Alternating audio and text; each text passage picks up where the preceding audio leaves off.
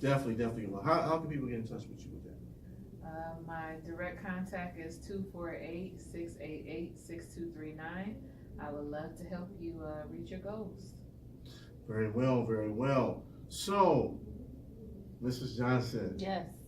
Tell us about you are a senior sales manager at one of the major steel companies. Yes. Worldwide steel company, correct? Yes. All right, and you were the former president of the Black MBA Detroit District. Yes. And you did what, 2 terms, right? Yes, 4 years, total of 4 years. Okay, so we're gonna get into all that, and also we're gonna get into the book. So tell people about your book and how they can get it, and read it, where to go, and all that. Okay, so my first book is IU Achieving Against All Odds. I released it in 2008, re-released it in 2016 with a few updates. And basically it's a short description of my childhood and early adulthood. And I talk about some interesting things that occurred in my life that really shaped me as a young leader, a young woman, a young professional. And I think it would be very inspiring for people to read it. For those that are watching live on Acheive Against All Odds, here's the book. You can see it. It's available on Amazon.com. The ebook is also available, as well as the paperback, or you can also order through Publisher Graphics. Okay, cool. And that's why you're my first guest on the podcast. I feel so special. And this is the whole point that we want to do on the Bag Talk is we want to bring on entrepreneurs to tell their stories. So not only are we going to talk about exactly what they do, but their journey and the process of getting there. And I just want to help people understand that we're all, Shannon's an entrepreneur, she's a realtor, I'm an entrepreneur. We all got our stories, we all got our paths, and I think if people just understand that, it's not easy, we've all overcome obstacles that, if this is something that you want to do, you can definitely do it. Okay, so before we get into your story, we're going to just do a little current news. It's been a lot of interesting news. Just this past Monday, of course, we celebrated, well, I won't say celebrated, but we commemorated Dr. Martin Luther King. It was his birthday. Of course, he was assassinated April 4th, 1968. And that sparked a lot of change.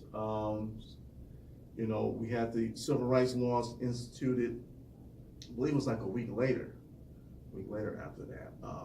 But what a lot of people don't talk about is just a lot of other tragedies that took place with his death. After his death, a lot of people know that his mom was killed 6 years later. But assassination was attempted on her life in the church, right? Yeah, she was shot in the church. Yeah, a lot of people don't know that. Immediately following him, like they were really trying to get rid of that family. Yes, and then his brother A.D. King was an activist along with him. They say he died in an accidental drowning. They said he drowned in his own pool. And A.D. was a great swimmer. He swam in college. Wow. And they said he drowned. But they didn't know that. When they put that story out there, they didn't know that he was an expert swimmer. Yeah, so, it's my speculation that I think he was murdered as well. And on top of that, A.D.'s daughter, she died of a heart attack jogging. Wow. I believe it was 1986, something like that. Ooh. And it's crazy. And in 1999, and I'm not just got my tinfoil hat on. You can go to Google, and there's also a book by William H. Pepper. William H. Pepper was Martin Luther King's attorney. He wrote a book called Active State. And in 1999, they filed a class action lawsuit against the U.S. government, the Memphis police station, and as well as the U.S. Army, proving that basically that the MLK assassination was orchestrated. That basically, if it wasn't Lee Harvey Oswald, now I don't know if that's true or not. Right. But it was proven in a court of law that it wasn't just like a one-man show.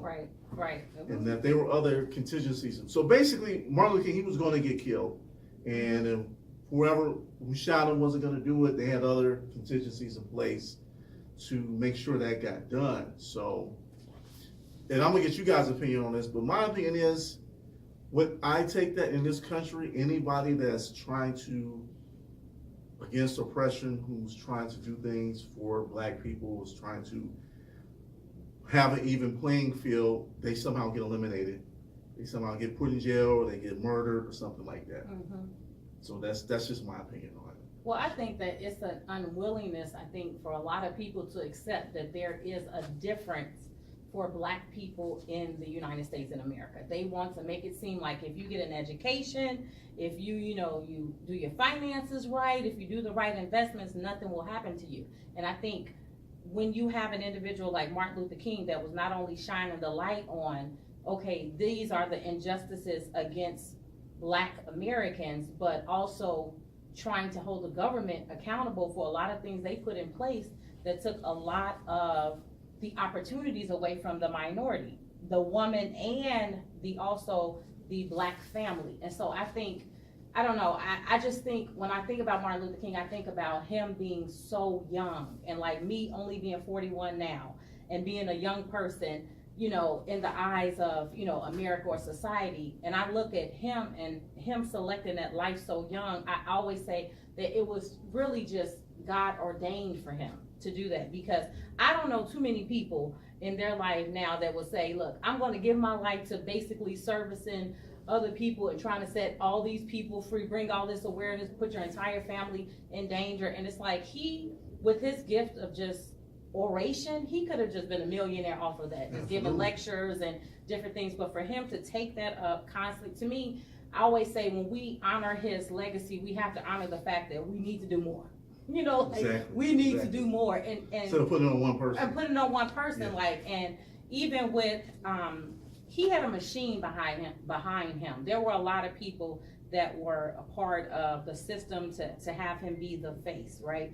But then also too, when it all fell apart, I think they just left him hanging. Like it was more or less like, okay, he was the one, and it's like, no, it was many people, and I think that was a systematic approach to put fear so that it wouldn't be another individual that would take on that responsibility. So, I think, Martin MLK's legacy, it will never die. But again, there's so many layers to that. It wasn't just him saying, let's all just get along. It was like, okay, let's fix the system. Right, exactly. Yeah, I'd like to add to that sometimes I wonder if the people that existed in that time, whether they still exist now. Because I look at the different, small protests and things we've done, over the past years when things have seemed to ramp up a bit, but it just seems like everything just kind of dies down, whether it be all the way from Trayvon and everybody else that, was killed at the hands of law enforcement and things like this unjustly. It just seems like that fire and the willingness, the selflessness to put everything on the line, I just feel like those people almost don't exist anymore. Like, who's going to, quit their job or walk away from whatever opportunities that they could have to put it on the line and say, look, I'm going to pick it out here until you change this. Even if you look at what's going on right now with this whole government situation. Right. It's like we always talk, we always bring things up, but I just don't feel like we have it in us, well, we do, but we're just not tapping into it, the way these people fearlessly, sacrifice their lives and put everything on the line, and that's what you have to do. They did that, and even though we may have not got everything that we wanted to see done, and maybe we're still not there, but, part of getting to the finish line is that you got to get something, you got to get from the start and start, you got to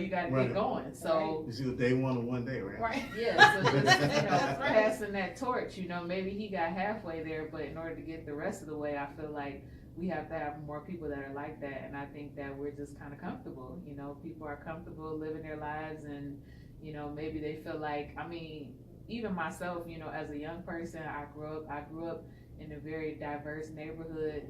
And so, to be honest, I know this is gonna sound real crazy, but I won't say I didn't know I was black, but I'll just say I never felt like I had to pledge allegiance or, stand on my team or, pick a side, because it just, where I come from, it just in my eyes, I didn't see it as an issue just because the people around me, I don't feel like they treated me different, but as the world has gone on, as things have changed, I will say it's kind of made me more aware of things and just paying attention to things where, in my mindset, I'm like, look, God is my father. I'm going wherever I want to go. Right. I'm going to do what I want to do. And you're not going to tell me, we had to have some problems. We just had to have some problems, But that's an interesting point. I've started to have more awareness now and trying to at least understand where other people are coming from, because there are people are suffering, whether I'm not, or whoever else is not.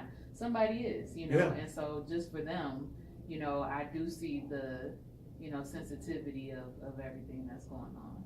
And do you think, Shannon, just something you brought up, do you think the reason why, and maybe this is me probably trying to make a statement, what I see compared to the 60s and the movement that we have as far as champion for civil rights, I feel like it was more organized and it was less emotional. Right. And I feel like now there's so much hidden fear that people don't want to admit, so they react so emotionally to everything and they don't really organize. And it's not more of a strategic plan to say, okay, let's document, let's say, we seeing all this police brutality, but instead of keeping the divisiveness up, like, okay, is this culture, is that culture, when you start researching the statistics, it's everyone is impacted. Absolutely. So if we would galvanize and unify, you can have, you can make more of an impact. And I think in the 60s or 70s, why I believe that King was so successful is that he galvanized all cultures. Yes.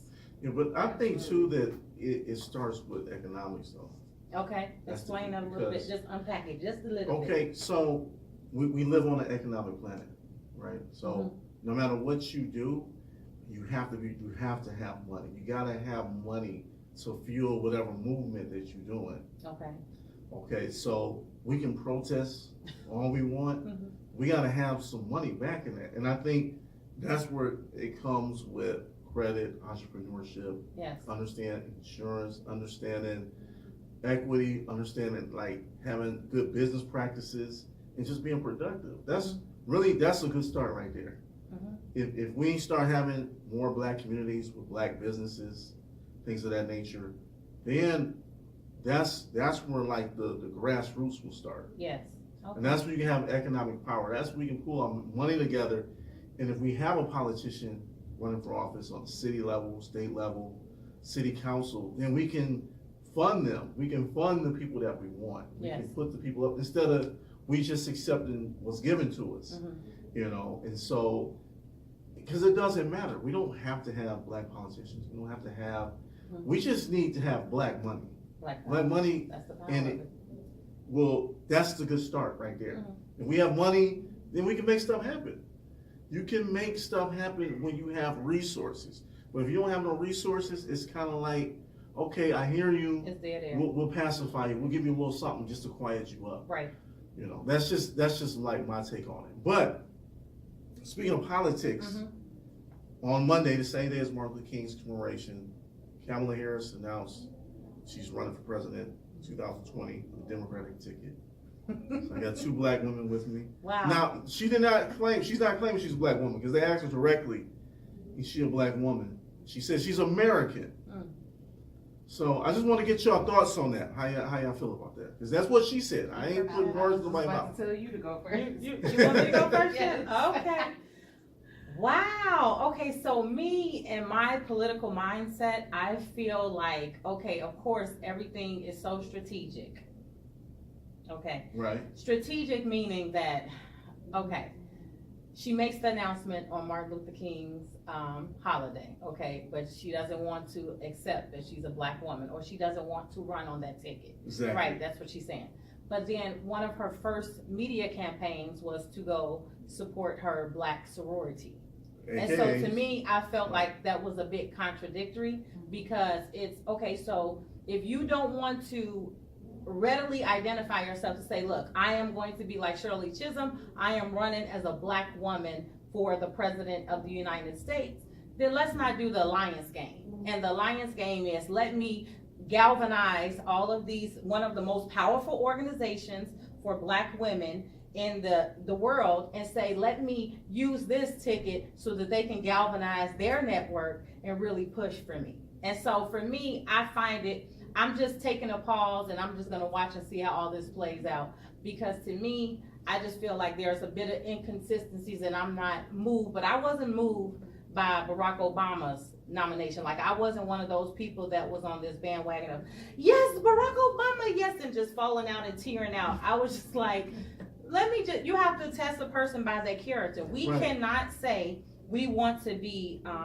weighed on our character, weighed on our skill set, weighed on, what we bring to the table, and then the first chance we get, because we're so emotional.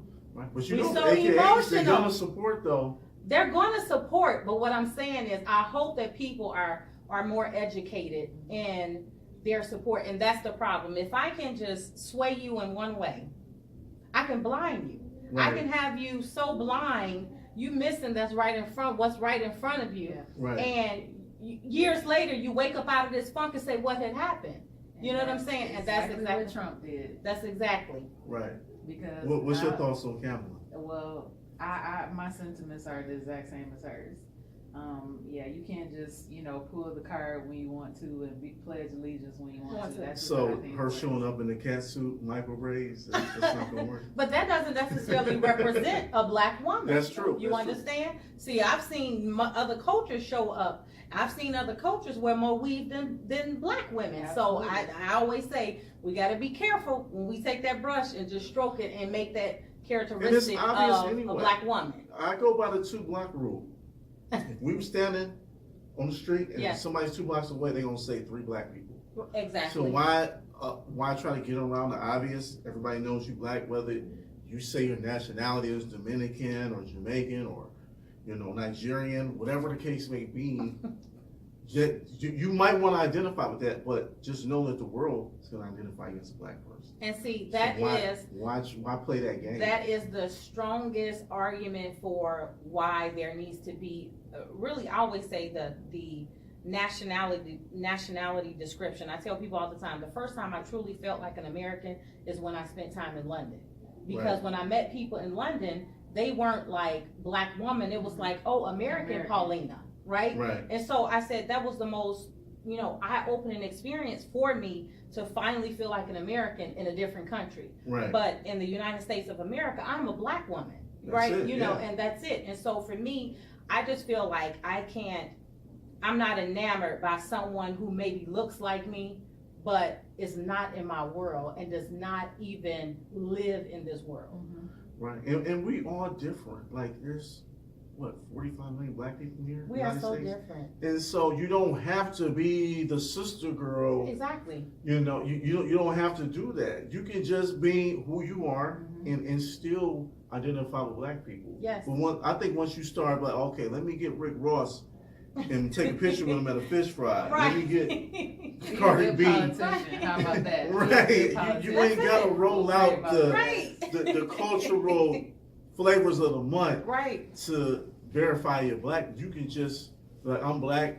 I might like Guns N' Roses. Right, and I do. I like Hoobastank. I like rock and roll. I like so many varied things, but I also like gospel. I like some rap. You know what I'm saying? I like to travel, and I feel like when we don't show the different faces of who we are, because we are such a flavorful, group, like we allow ourselves to be boxed in. Like even this show, this is groundbreaking in itself because we're not gossiping. We're not putting together. We're not putting together a show that's about gossip. We're talking about positive things, right? Exactly. And that's not the end thing at this time, right? And so therefore, everyone wants to disassociate themselves. And I always say, as black people, we have a problem because when we meet each other, we don't look for ways to unify us. We look for ways to divide. So the first thing they'll say is, "What are you?" Exactly. Yeah. Exactly. What you mean? What am I? What are you? You're lighter. What are you? Are you? You know what I'm saying? Not. What do you like? Like, where can we find a commonality? And I feel like that is the breakdown.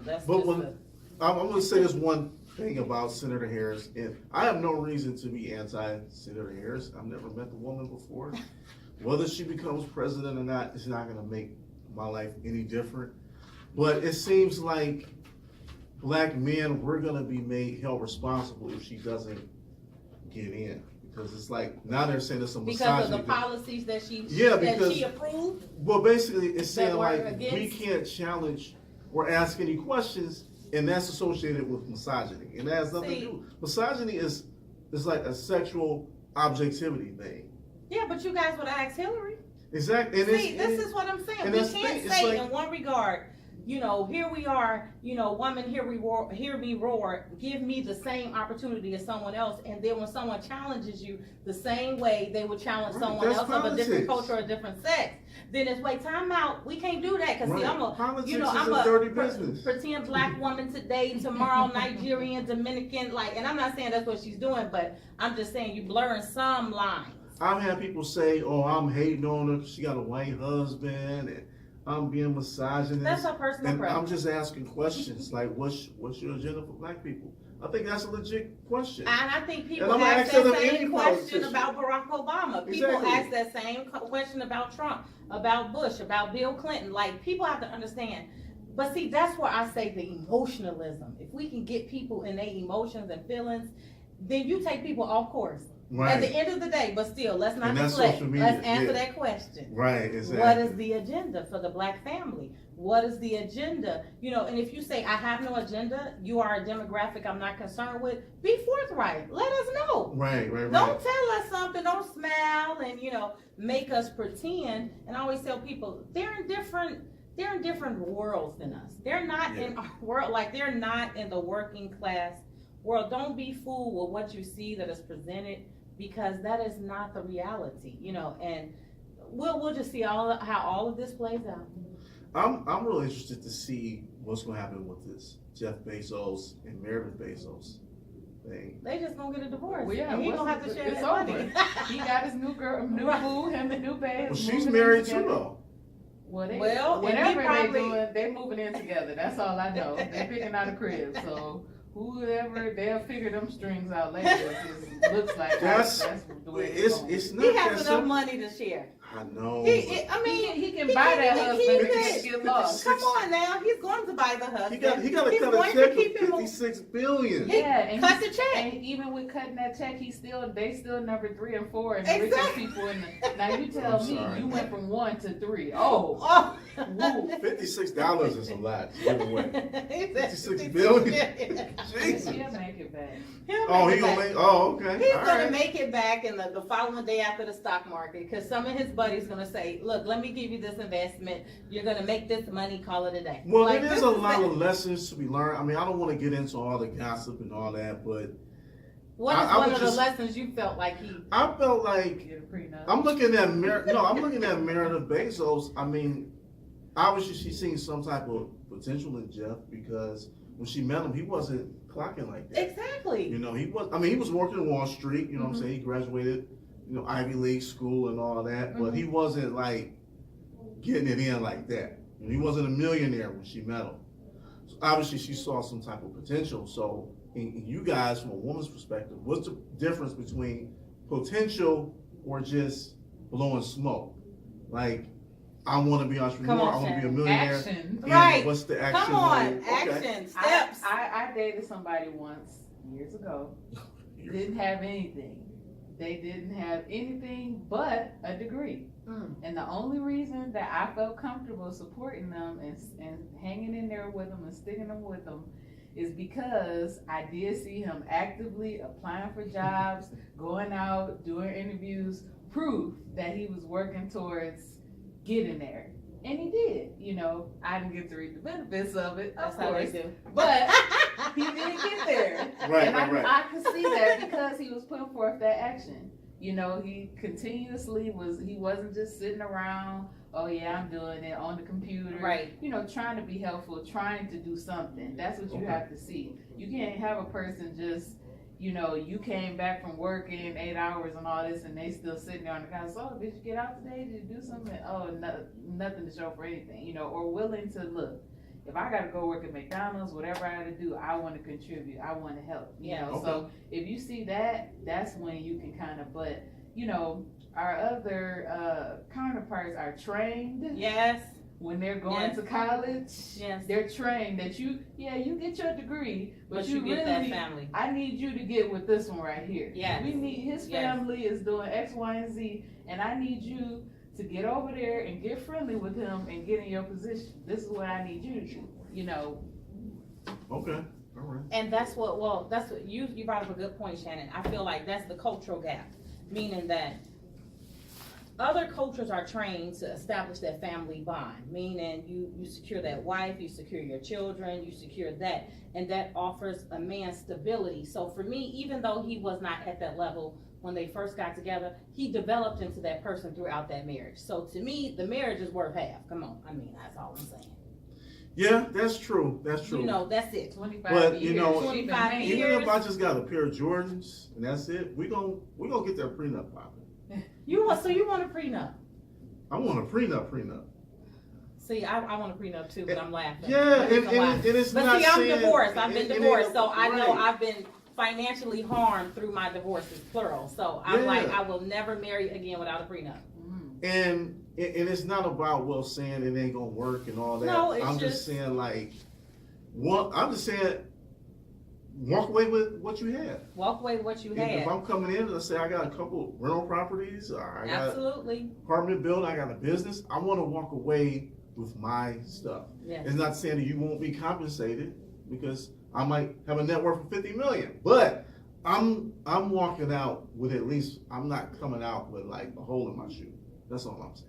But see, if they would have had a prenup that said, okay, throughout the marriage, what we established, that's different. See what I'm saying? That's a So- whole other episode because that's there's a a- lot of nuances. And I'm gonna have an attorney, one of my attorney friends come on the show. But we're gonna take a little quick break.